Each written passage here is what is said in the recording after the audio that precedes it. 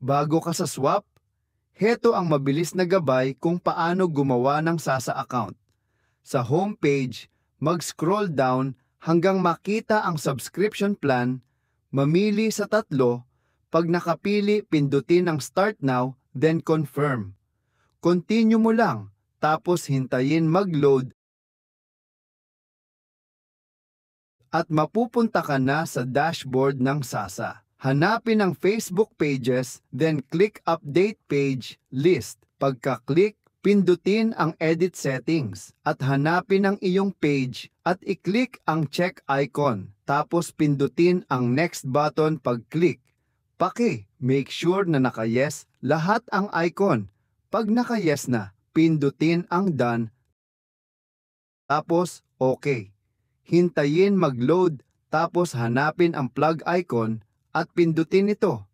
Pagka-pindot, i-check lahat ng button. Make sure na naka-blue lahat ito. From Messenger bot to chat support group, then submit. Ngayon, punta tayo ng auto-replies para makapagsimula na tayo. Sa auto-replies page, makikita mo sa baba ang from admin, then clone mo yung Messenger flow and comment reply.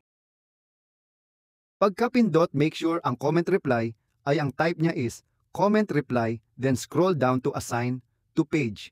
Hanapin ang page mo, then save reply. Same lang din sa Messenger flow.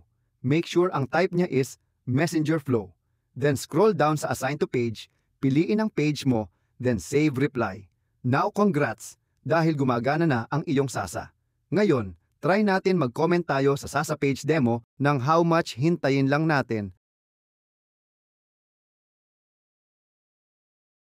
At may magre-reply.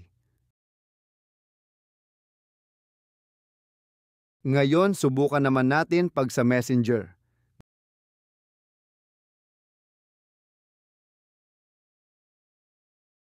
Ganyan lang kasimple. Account mo, future mo, nasa kamay mo na yan. Ganun lang kasimple ang pag-activate ng Sasa.